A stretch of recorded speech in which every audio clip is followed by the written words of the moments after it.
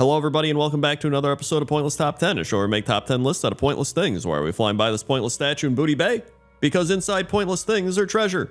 Let's begin. 10. Number 10 are the ripe pumpkins located at the Earth Mother's Bounty in High Mountain. These pumpkins are used to create ripe pumpkin juice, which is then used to create Rivermane Remedy, which is a potent brew that, quote, revitalizes, strengthens, and freshens the breath. So you're literally just making a breath freshener. But, I mean, when you really think about it, World of Warcraft probably does smell terrible, right? Like, nobody's wearing deodorant, nobody's brushing their teeth, there's like undead walking around.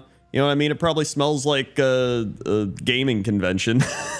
But that's besides the point. I think what I love about this area is all the like crazy corn sticking out of the ground and all the different colors of pumpkins there are. And then obviously there's like the worms and the grubs going all around. There's like Tarn just beating up worms like, get out of here. I just love that too. There's just like Tarn with brooms like, get out of here. Yay, you gotta go on, get. But this is a very autumnal area, a lot of cool vegetables growing, especially the pumpkins, and that's why it's number 10. 9. Number 9 is Dawson's Farm, and Dawson's Farm is located in the Western Plaguelands and used to be called Dawson's Tears, which back in the day, Mrs. Dawson wandered the property as a wandering skeleton, literally a wandering skeleton. And once you read her diary, she would drop the key to the outhouse where Farmer Dawson, a now terrible ghoul, is trapped. If one kills Farmer Dawson, he drops a key to a cabinet. The cabinet left in the farmhouse can be opened for a reward. So I do remember that entire quest chain, but now Dawson's Farm is back to just being a farm, or I guess Dawson's Tears back, whatever, it doesn't matter. It does say on the WoW wiki that the farm appears to be abandoned, but is presently growing a variety of vegetables, including pumpkins. But if it's abandoned, like who's growing this? Like this looks like a lot of effort is being put into this place. Like this isn't just like stuff just started growing. It looks, I don't know. Listen, I don't know how farms work. Maybe it is. Maybe that is happening. But I love the pumpkins here. I think what I like about this place is it's a standard pumpkin patch, right? Like you got your standard pumpkins. You got a couple weird pumpkins that have come alive and they're walking around. But to be fair, maybe they're the ones that are farming, right? Who am I to judge? They might love farming and they attack you because they think you're ruining their farm, you know? And they're just trying to grow pumpkins. Maybe that's their relatives. I don't know. But either way, it's number 9. 8. Number 8 are the petulant pumpkins. I think that's how you say that. And they're located in the Heartland, which is the largest farming land in all of Pandaria, found in West Central Valley of the Four Winds. And the land is actually able to produce large crops due to the magic properties of the nearby water source, which comes from the Vale of Eternal Blossoms. So I would say that these pumpkins are coming alive because of that magical water source. However, we did just see these same types of pumpkins over in Western Plaguelands, so I don't know about that.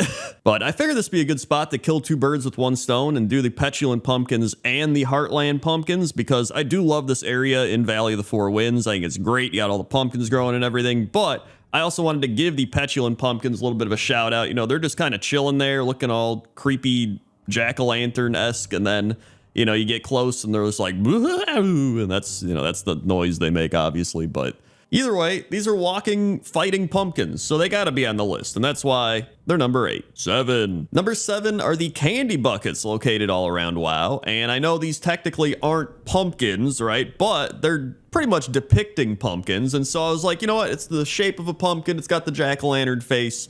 It's pretty much a pumpkin, right?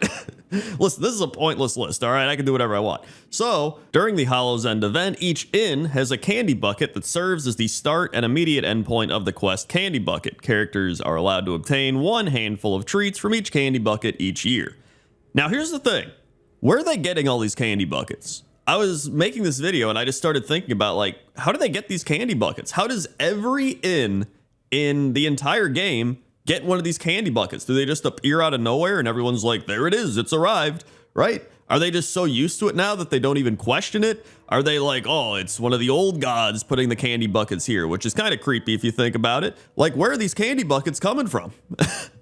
You know, like really, I'm genuinely curious. Let me know in the comments section if you know where these candy buckets come from. I get it. It's probably just a game and they're like, oh, we put it in the game, but there's like no lore reason. Like, imagine you're just standing there minding your own business, and then all of a sudden a candy bucket pops up and you're like, guess it's just that time of the year again. Like, what?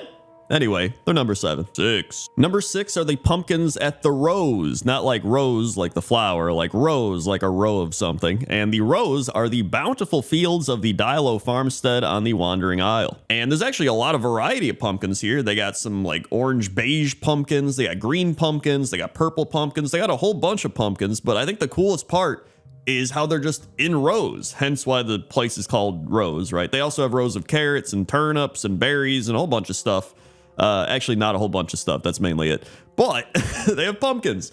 And the vermin are trying to steal the pumpkins or eat the pumpkins. I don't know. They're trying to do something. But vermin love vegetables, apparently, especially carrots, and they will often steal any vegetable they can find and sometimes use them in unorthodox ways, such as turning watermelons into toy boats. Because at first I was like, oh, maybe the vermin are just trying to steal them and eat and do whatever, but apparently they're just making boats out of them. But this isn't a vermin list. This is a pumpkin list, and that's why I wanted to put these pumpkins on the list, because this actually is a really cool area, right? All the pumpkins are lined up. It's almost like a big pumpkin patch. If anything, I think this is the most pumpkin patch-esque thing in World of Warcraft. So that's why they're number 6. 5. Number 5 are the pumpkins scattered all across the cities of World of Warcraft. And I love these because they actually got a lot of variety. There's pumpkins in witch hats. There's pumpkins with like one eye.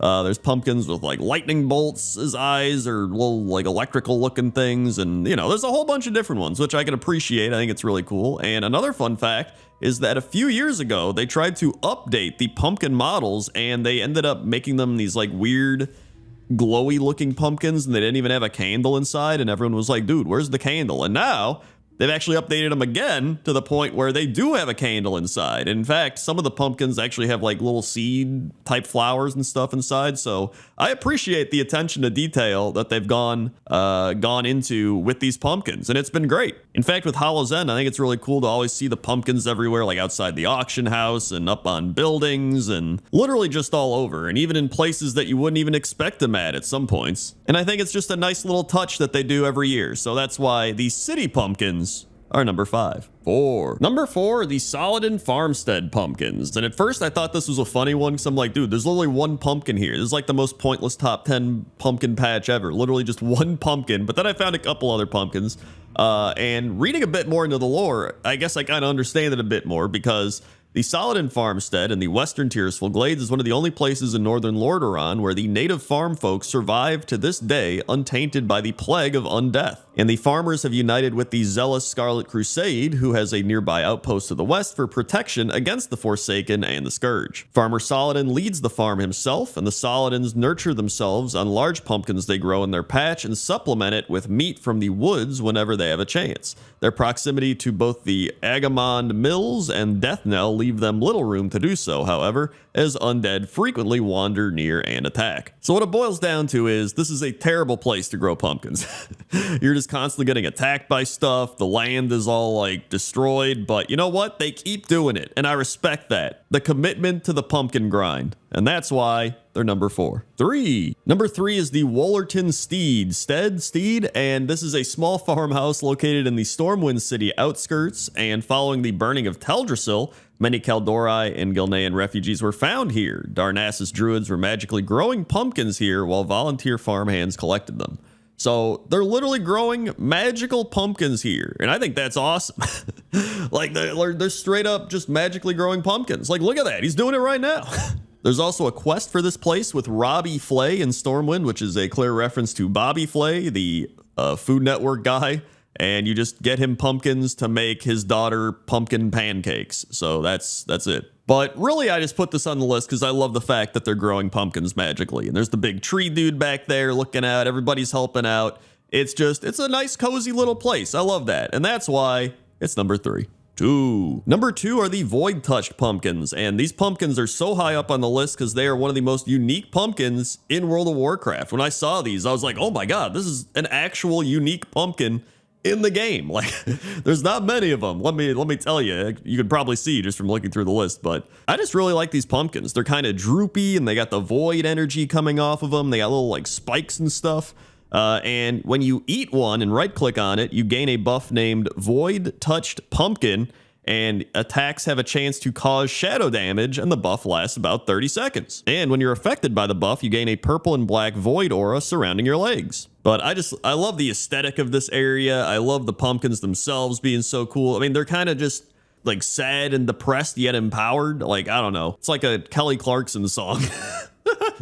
And that's why they're number 2. 1. And number 1 is the giant pumpkin in the throne room in the Undercity. Like, first off, giant pumpkin, looking awesome, looking cool. I think it's great, but I just love the fact that it's in the throne room where there's all these whispers of Arthas usurping his father, and it's just like, it has this crazy dark history behind it, and it's like, hey, it's a big pumpkin.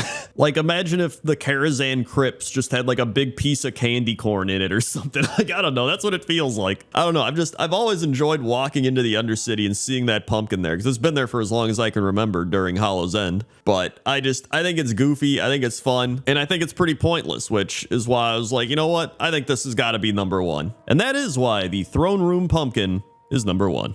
Hey everybody, thanks for watching this episode of Pointless Top 10. Make sure to like, comment, subscribe. Also, if you want to check out some more Pointless Top 10s, we just had creepy NPCs last week if you want to stick with the Halloween theme, or we also had cauldrons if you want to stick with more of the random objects in World of Warcraft theme.